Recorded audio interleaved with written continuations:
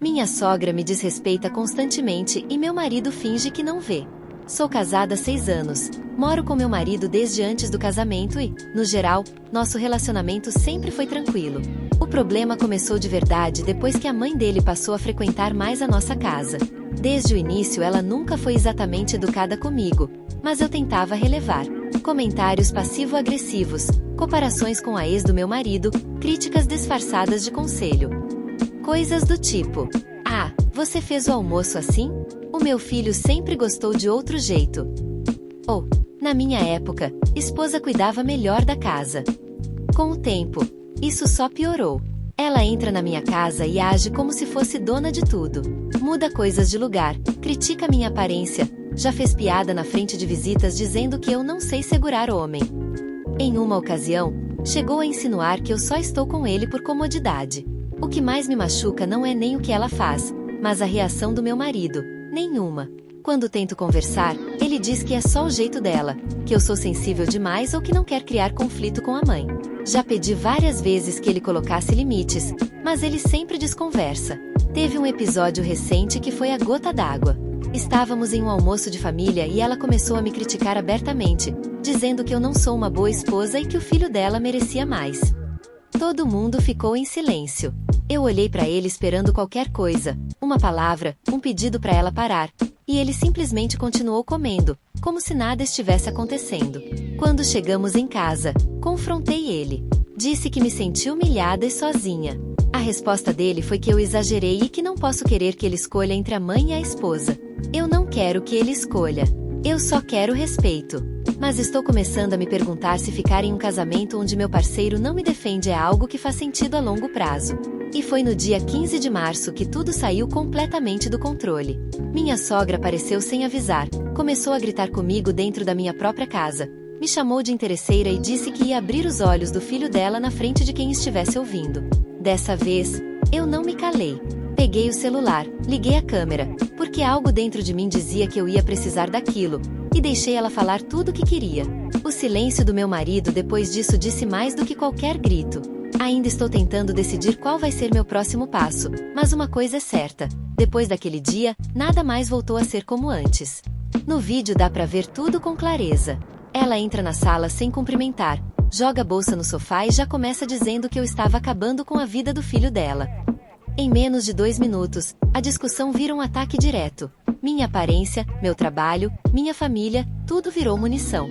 O momento mais pesado é quando ela aponta o dedo pra mim e diz, palavra por palavra, que eu não presto como mulher e que casamento se conserta tirando o erro da casa. Nesse instante, a câmera vira um pouco, e mostra meu marido sentado à mesa. Em silêncio, olhando pro prato, sem dizer absolutamente nada. Eu pergunto no vídeo, você vai deixar ela falar assim comigo? Ele levanta os olhos, suspira e diz apenas, depois a gente conversa. Aquilo me quebrou. Minha sogra continua, agora mais confiante, dizendo que sempre soube que eu não duraria, que já estava orientando ele sobre o que fazer e que, se eu tivesse um pingo de dignidade, sairia sozinha antes de ser mandada embora.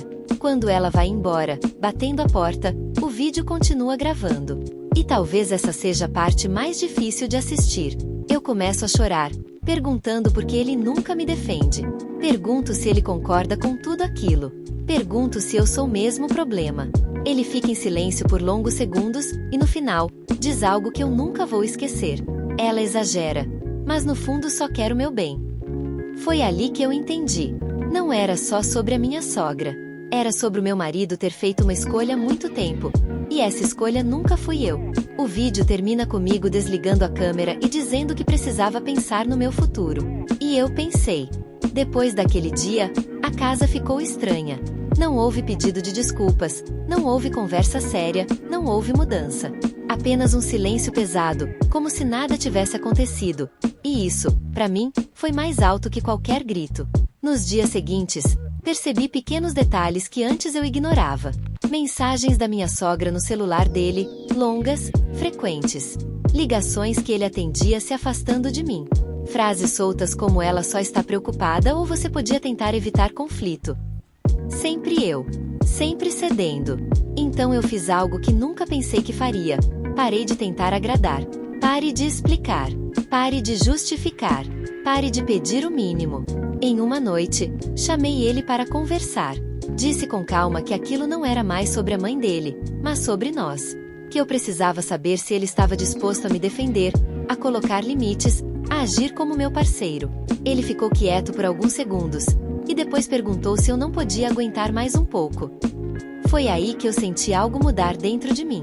Na mesma semana, recebi uma mensagem da minha sogra. Não era ataque direto, era pior. Ela dizia que estava preocupada comigo, que talvez eu estivesse passando por instabilidade emocional e que já tinha conversado com o filho dela sobre opções. Opções. Naquela noite, arrumei uma bolsa. Só o essencial. Antes de sair, deixei o celular gravando mais uma vez. Não para expor ninguém, mas para não duvidar de mim mesma depois. Quando ele chegou e me viu pronta para sair, finalmente entrou em pânico. Disse que eu estava exagerando, que estava destruindo o casamento, que eu estava sendo influenciada por pessoas de fora. Eu só respondi uma coisa. Eu estou sendo influenciada pelo que eu vivo todos os dias. Saí sem saber exatamente o que vinha depois. Mas sabendo que ficar, já não era uma opção. Quando minha sogra descobriu que eu tinha saído de casa, a reação veio rápido, e exatamente como eu imaginava. Recebi mensagens longas, cheias de falsa preocupação, dizendo que eu estava confundindo as coisas, que estava sendo imatura e que estava jogando fora um casamento por orgulho. Logo depois, vieram as ligações. Não atendi nenhuma. Meu marido apareceu 2 dias depois, dizendo que queria conversar. Pela primeira vez, parecia realmente abalado. Disse que a casa estava um caos, que a mãe estava arrasada e que tudo tinha ido longe demais. Eu esperei. Esperei ele dizer que tinha errado comigo. Esperei ele assumir alguma responsabilidade. Mas o pedido que veio não foi para mim. Ele pediu que eu voltasse, para acalmar a situação. Ali ficou claro que nada tinha mudado. Eu disse que só voltaria se algumas coisas fossem inegociáveis: respeito, limites claros e prioridade no nosso casamento. Ele respondeu que eu estava sendo dura demais e que não podia simplesmente abandonar a mãe. Foi a conversa mais esclarecedora da minha vida. Na semana seguinte, formalizei a separação. Doeu. Muito. Não vou romantizar. Foi aí que, durante a parte final da separação, eles começaram uma campanha silenciosa, porém muito bem calculada, para me pintar como mentalmente instável. Comentários preocupados, mensagens para amigos em comum, insinuações para familiares. De repente, pessoas que eu não via há anos começaram a perguntar se eu estava bem, se eu estava me cuidando, se eu não estava agindo por impulso. Quase deu certo. Por um momento, eu mesma comecei a duvidar de mim.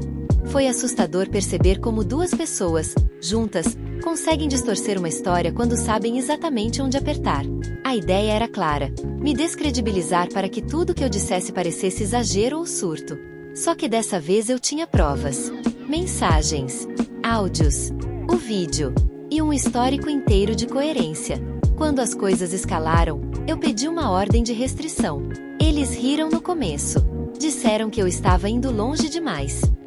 Até virar tribunal. No dia da audiência, eu estava tremendo. Mas falei tudo com calma, sem gritar, sem atacar.